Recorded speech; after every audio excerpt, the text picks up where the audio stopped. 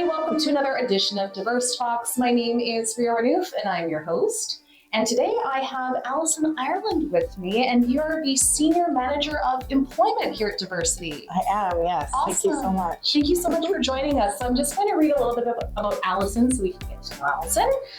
So as I mentioned, you're the Senior Manager of Employment here at DIVERSEcity, and you oversee both youth employment programs as well as supported programs for adults facing multiple barriers like domestic violence or addiction. A career development practitioner with years of experience in the nonprofit sector and at RBC, Alison is a champion for helping job seekers, including youth, enter the labor market while keeping a keen eye on what local employers are looking for. Yes, indeed. All right, so let's just jump right into it because we have a lot of ground to cover.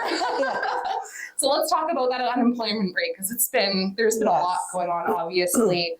Especially over the last 2 years and for youth aged like 15 to 24. So you're obviously a huge leader in the employment field and you've worked quite a bit with youth. So I'm just curious to know what you're hearing from job seekers on their challenges in this context in finding work. Yes, you are correct. The unemployment rate is high for general job seekers and even higher for youth job seekers. And so that is what we're hearing. That is what they're noticing. Youth are applying for a lot of jobs and not hearing back, especially if they are applying cold, using large search engines like Indeed. And I think for them too, they feel like there's something wrong with them. They're not hearing back. You'll hear them quoted even on a lot of social media streams. I have submitted over 100 resumes, whereas those of us in the industry we think this is pretty normal, but I can totally understand that it doesn't feel normal and it can be pretty daunting when you're not hearing back and you're not getting any feedback on why you're not getting the job or getting the interview. Because you mentioned like the cold thing, for instance, yes. Right? I mean, it's already, you're just trying your best to get your resume out there, but there's not really like a mandatory mechanism to receive feedback on your application or anything like Yes, this is really tough because the job application process every year is getting more and more technologically heavy, and understandably, population grows, company sizes grow, and there just isn't enough time in the day for HR departments or managers to be reading every single application. So it's not a new topic, but it's sort of even more so when you're applying to a large organization. The actual application process is going to be it's going to be a bit of a technical wall. Definitely.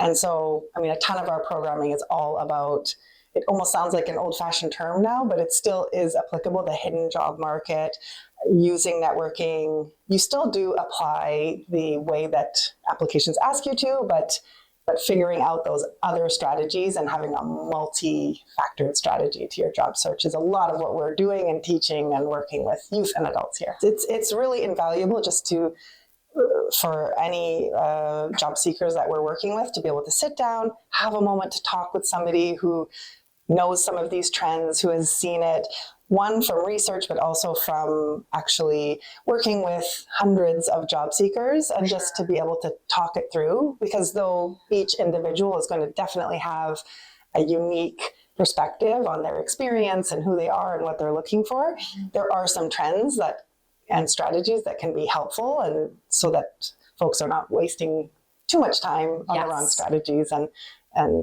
for it taking too long to get to that goal of being employed. Definitely. Now, obviously, they're the job seekers, but what about employers? Is there anything that you're hearing from the employer side? Yes. And this is a really important one for the job seekers to really think empathetically from that employer perspective. It's a delicate dance where two people have to make the decision in an anything when it's actually a person who gets employed. That means the employer had to agree to pay them, and the employee had to agree to do all the things necessary, get there on time, and have everything that's needed for doing that job. So it is.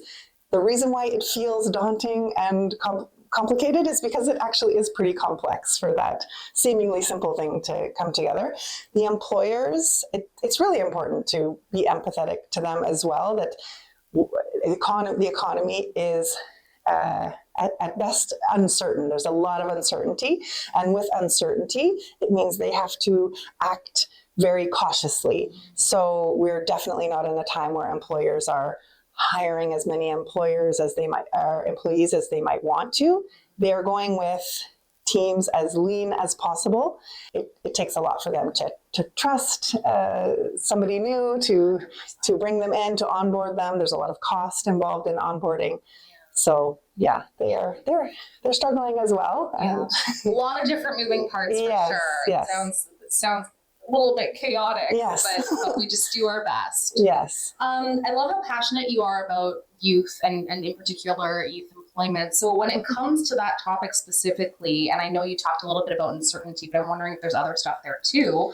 Yes. What are the trends that you're like seeing happening as they start to look for a job and then maybe they hopefully enter the labor market? Anything you're seeing there?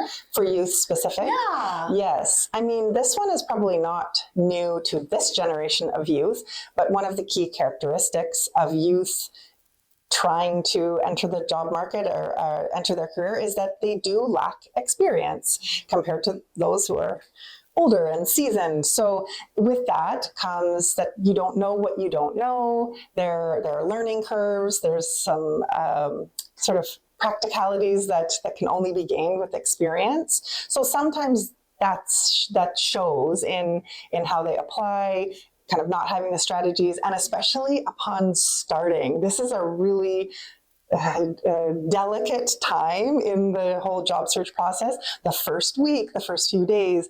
And I know our employment specialists who work for our employment programs, they say a lot. They have to be, if they've helped at all facilitate a youth getting a job, when they're starting, they're very aware. If they're in communication with the employer, they will be ready to reach out to the employer, reach out to the youth, because this is when a lot of the miscommunications can take place. For sure. It's the practical into reality, just getting there, the transportation, all the nitty-gritty practical sides of starting a new job.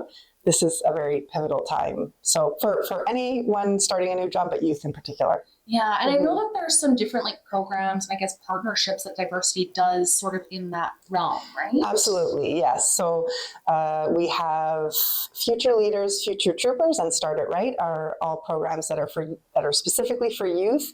The ages range slightly, but it's around 15 to 30 years of age is considered youth, and all of them also, these programs, they are for youth, but also youth with disabilities, racialized youth, newcomers to Canada who are also youth.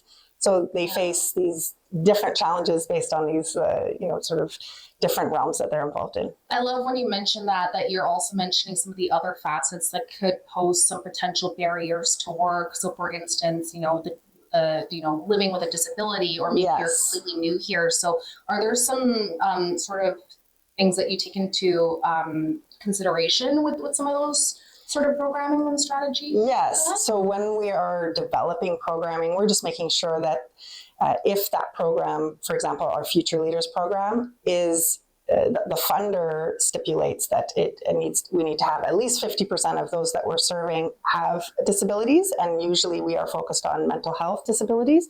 So we make sure that the staff have certain training in mental health first aid and just being familiar and well versed in how to support people with anxiety and depression, as well as that there's some financial supports that are maybe specific for adaptive technology, if that's what's needed, if it's a physical disability, and certainly around any of the mental health supports, that there's extra funding that's needed that might be specific for those youth who are also identify as having a disability. I love that, because work isn't, one-dimensional. It is a part, even though some people, work-life balance or whatever, it is a huge part of who we are, because we go to work every day and, people have to make a living. And so I really love that it's a multifaceted approach. Yes, it has to be. In terms of the different generations. Yes. So we're thinking Gen Z, millennials, Gen X, even baby boomers. Yes. You have all these different folks working side by side. So yes, we do. Do you have any insights on the challenges that could create for staff? Because I'm sure there's a lot to unpack there. Yes. I am an unofficial expert in this topic simply because I'm a cusper of two generations. So I feel that I've always been fascinated by this topic. And so I see it obviously as an amazing thing when there's multi-generations in one workforce. As any discussion on diversity, we know there's so much evidence that a diversified workforce strengthens your workforce, but it's not without its challenges. What does it actually mean to be inclusive? What does it mean on the ground, Monday morning, when there are these people with very different viewpoints, values, opinions, showing up to work together and navigating workspaces, work schedules, every way that we do work. So I see it's true. We have baby boomers are not necessarily choosing to retire right at a certain age. They might be staying a bit longer. Life expectancy is higher. Cost of living is higher. So you've got those folks. Obviously, they come with a lot of wisdom. Then you have all the Gen Zers are entering the workforce. I'm also a mother. I have a Gen Zer and a Gen Alpha at home. Wow. So that's the next one coming. Gosh. They're super independent. And of course, as with any discussion on diversity, there are challenges to the differences. And because you're just going to have different viewpoints. Yeah. So what does that lead to? Some miscommunications, some conflict. And so, workplaces, employers need to be aware of how to manage those challenges as best as possible. If you're only hiring folks like yourself, be that age group or cultural or anything else, it's going to be a very one-dimensional space. You're going to have all the same strengths and all the same weaknesses. So we can see that would be ripe with problems because to mitigate that, how is we really got to focus on the communication, and also all of us, no matter which generation stage we're in, what we identify as, we have to be curious and I would say be cautious of the stereotypes. So there are the negative stereotypes of every generation, and I think we were talking even a little bit before that what we used to associate with millennials when they were younger was that they were maybe unreliable or expected too much. Now folks are saying that similar kind of sentiment about Generation Z. And then similarly, us middle and older folks there might be assumptions that we can't change, that you can't teach an old dog new tricks. And as much as we can be curious about each other, then you're leveraging the strengths of each. And I've seen this play out in my life when I was coming at it from the younger mentee side, and I was being mentored by somebody who was really well-versed and experienced in the industry. And he taught me so much about proposal writing and just what social service is all about and nonprofits and the funding model. I just had no idea. I thought, I'm so excited about being an employment counselor, but it never occurred to me how programs are funded and the precariousness of such.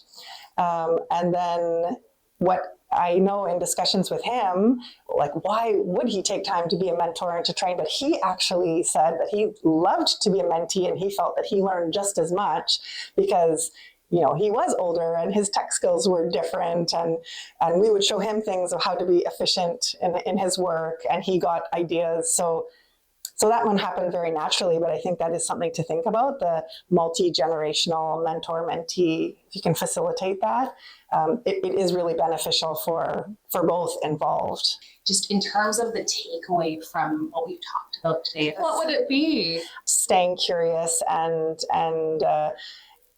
I guess it's about self-awareness and kind of checking ourselves. Like the whole generational talk, it isn't an official thing.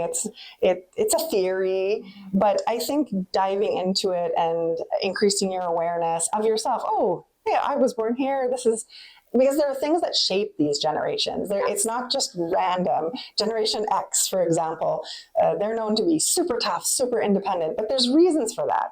When the bulk of Generation Xers graduated and were starting their careers, the labor market was really tough. So they had to pivot. They had to get super educated just to be able to apply for a job that was somewhat entry level. So this resilience was born out of the toughness. And then there are some generations that were highly impacted by maybe that it was a very lush job market. So they're used to kind of maybe it being easy to get a job. So they haven't built up that resiliency.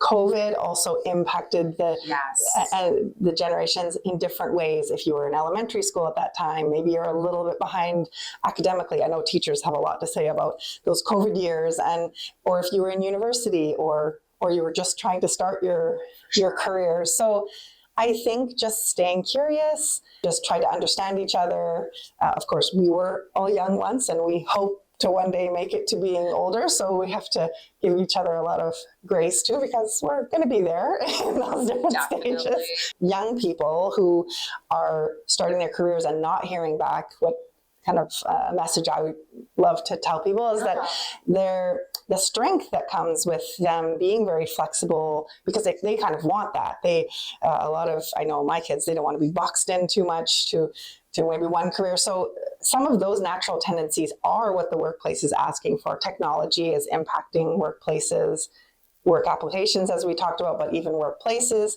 So some of the natural tendencies of these younger generations are already what is being asked of us in workplaces. So just know that if you're not hearing back, it's very normal, and you will get there with the right guidance, and some of those natural skills that they have will be absolute assets when they do reach their goal. Alison, thank you so much for your time and for your insights. Thank you so much. Appreciate it. I'm sure our audience does too. Yeah, thank you. And thank you so much for joining us for this edition of Diverse Talks, and we'll see you in the next one. Thanks.